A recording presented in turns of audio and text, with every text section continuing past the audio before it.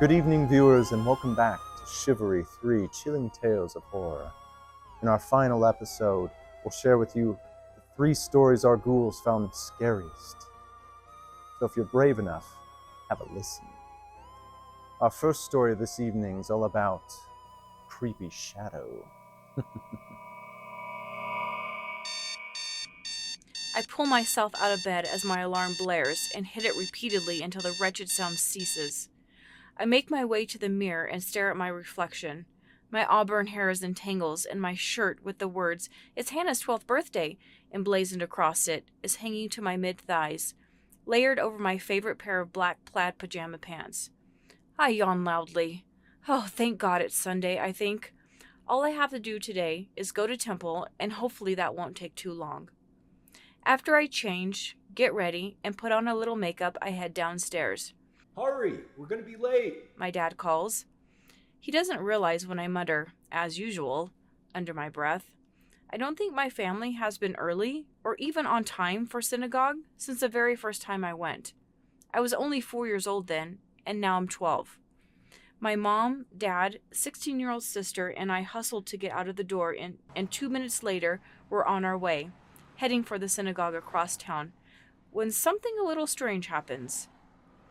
I'm looking out the window when I see a shadowy figure appear from around a dark corner. I can't see much, but I can barely make out a tall thing wearing some sort of mask, obscuring its face. What type of mask? I have no idea, but a mask nonetheless. I look back, maybe to assure myself that what I'm seeing isn't a hallucination, but as I do, it disappears, no trace of it ever being there. Weird, I remark to myself. Hey, what's up, Hannah? Why do you look so nervous? It doesn't matter that we're late, you know. We always are. My older sister Leah stares at me, a questioning look in her eyes. No, it's not that, I reply. It's just... Never mind, it's nothing. As we keep driving, the question doesn't drift from her face. She just stares at me confused, until we park in the lot next to the synagogue and make our way to the doors. I'm about to walk inside when I hear a rustle from the bushes behind us. Paranoid for my sighting, I quickly turn my head and immediately freeze with fear at the sight of the same figure, standing in between 2 trees. It's closer now, and I can clearly see the mask it's wearing, a sort of clown-like face where the eyes appear to have been ripped out. Oh, why did it have to be a clown? I hate clowns. Hannah, come on. Leah pulls me through the doorway, leading to a high-ceilinged room, the rabbi standing in the very front. We take our seats and spend the next hour and a half saying prayers, rising and falling from our seats. At that moment, I hear a small clatter from the upper level of the synagogue. I almost know exactly what I'm going to see even before I turn. There it is again, that tall, masked figure in my own synagogue. I can't help letting myself feel one more emotion additional to fear. Anger. Here? During service? On our one day of rest? Though before my anger gets too intense, the fear takes over again, chilling my body, sending shivers down my spine. At that moment, one specific thought becomes quite apparent. I am being watched, stalked, followed. They know where I am, and they just keep getting closer and closer, and... Hannah Adelman. The sound of my mom's shout brings me back to reality, and I turn to see everyone getting up from their seats. "Coming, Mom!" I follow the flow of people out of the synagogue, trying to ignore my feelings, my fear. We get in the car. "Hey, Mom, can Eliza come over tonight for a sleepover?" It's a 3-day weekend, so luckily my mom replies with, Of course, it's always nice to have her over. For the rest of the car ride, I talk to Leah, trying my very best to forget about what's happened and focus on something else. Anything else. That night, Eliza comes over as planned. And we do everything 12-year-old girls do at sleepovers. We paint our nails, talk, watch movies, until 11 when my mom comes in to tell us to go to bed. "Okay, Mom," I reply as I'm getting quite tired. "Let's go to sleep," Eliza groans. "I had to wake up at 6 this morning because my mum just had to make me go on a sunrise walk with her. I smile. Okay, we'll sleep now. Just let me go to the bathroom first. I need to put in my retainer. Yeah. Just don't be surprised if I fall asleep waiting for you. Ooh. I roll my eyes with a smile and make my way to the bathroom. But on my way, I see something, and time stops. I freeze. There, standing in front of me, is that dark figure. The clown eyes, the mask staring at me. I try to scream as he, or it, makes its way towards me down the darkened hallway, but no sound comes out. "I've been watching you, Hannah. Says a distorted voice. Observing you." I'm paralyzed as it keeps taking steps towards me until it's only 3 feet away. 2 feet. 1 foot. And finally, it stops less than a foot away, and just when I think it can't get worse, the shadow figure pulls off its mask, revealing a blank stretch of skin that can't even be called a face. That's when the pain comes, the feeling of the very life being pulled out of my body, through my face, and my scream finally comes out. But alas, it's too late. I fall to the ground, nothing more than a corpse on the hallway floor. That was the producer. Luckily, it seems he approves. Well, I mustn't seem cagey, so let's fly right into our next tale. Tuesday afternoon. That was always when Mr. Jenkins left for his golf sessions in the summer. Mike, Sally, and I would creep to his patio and sneak in through the dog door to get inside his place. Mr. Jenkins didn't have a dog. The door was installed by the last renter, but he also never locked it.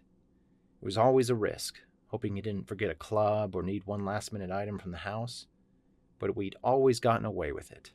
Today, there was a surprise waiting for us when we rounded the kitchen entryway and went into the living room. Sitting over a pile of old newspapers was a giant, ornate cage made of copper. The stand that held the cage upright was taller than all of us. Mike didn't even think. He just ran over to get a better look at what was inside. "Is that a—" The surprise sent Mike tumbling backwards, and Sally and I went to see if he was okay. The once huddled bird now sat with its wings outstretched to intimidate us into further staying away. The piercing cry of the raven didn't stop. I saw something reflect light briefly in the corner of the cage, but the raven didn't let up. The noise continued as we picked Mike up and left Jenkins' place hurriedly. The raven wouldn't stop cawing. Our little hiding space would be found out by snooping neighbors if the noise persisted, so we ran. But the three of us couldn't let it go. Jenkins had never owned pets before. Why start now? Why a raven?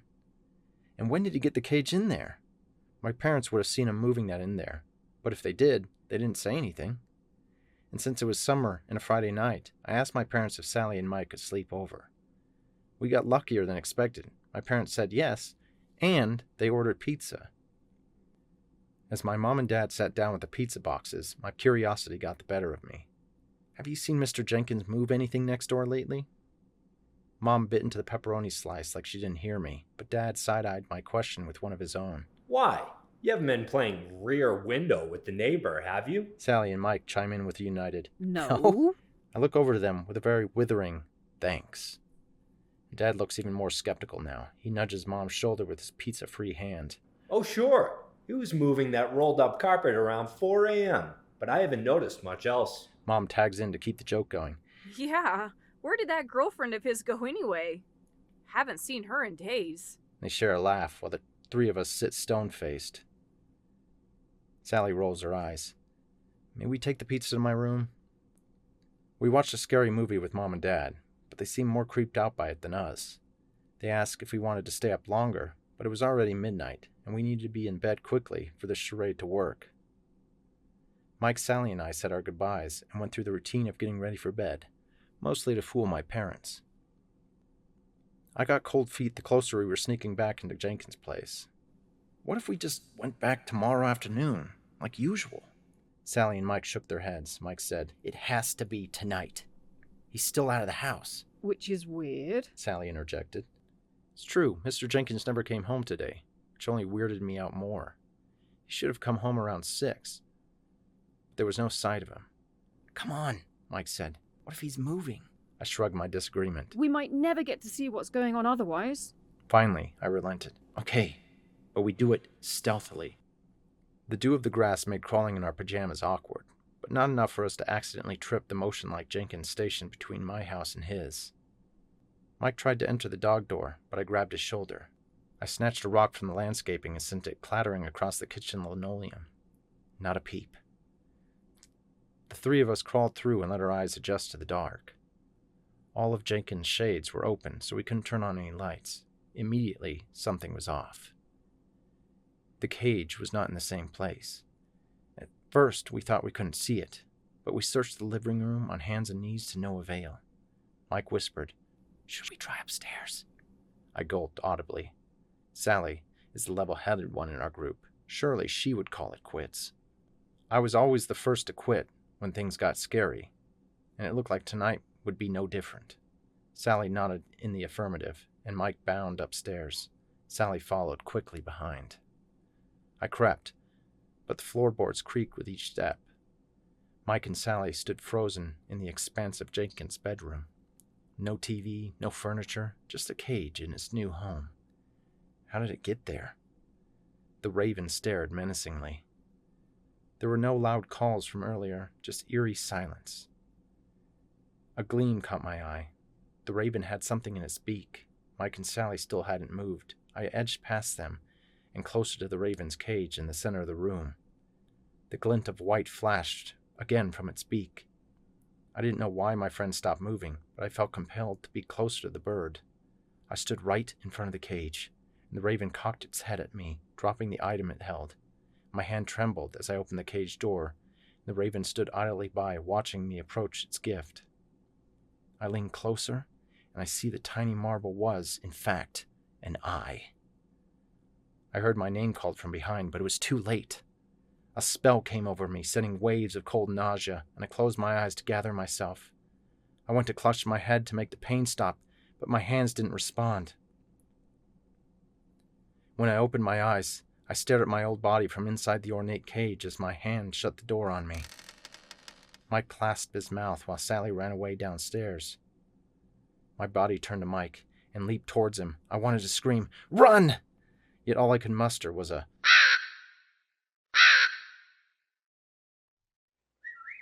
I see you made it out of Mr. Jenkins' cage. It's great to have you here. Oddly enough, that story has made me a little peckish. Wonder if you might lend me a wing and help prepare dinner.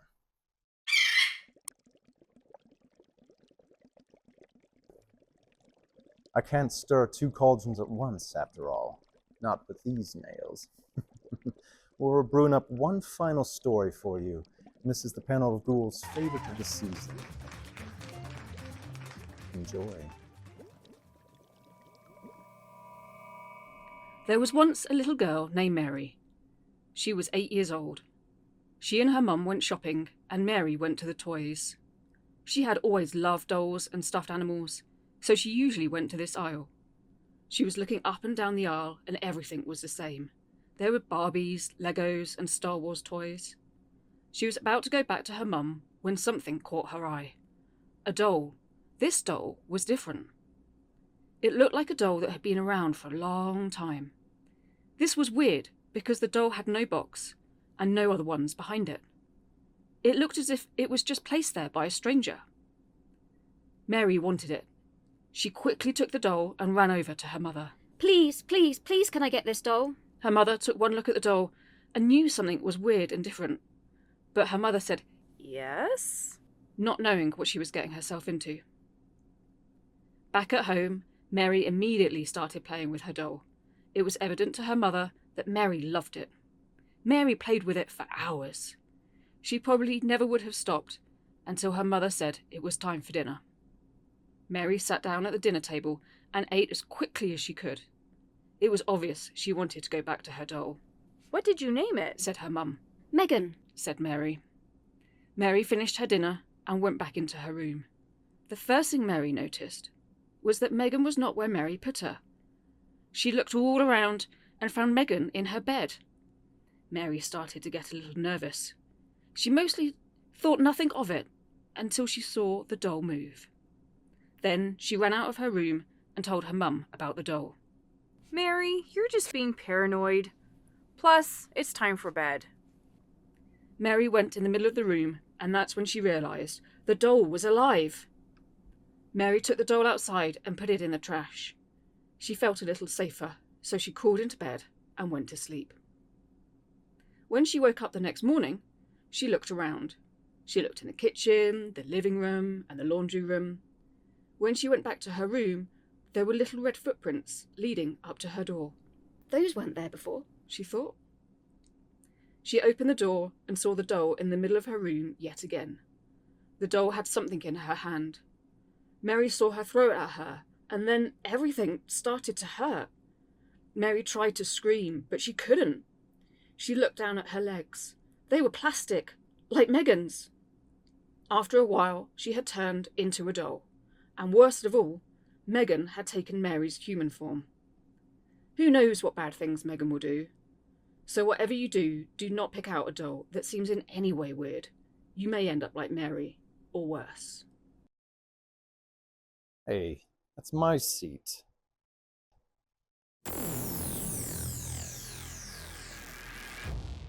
Fine, keep it. This concludes Shivery, Chilling Tales of Horror. I want to thank you for listening and extend a special thank you to all those who submitted stories. If we could read them all, we would. I'm sure they'll haunt listeners and our panel of ghouls for a long time to come. Now, I don't like the way this doll is looking at me, so I'm going to head out. Happy Halloween, and good night.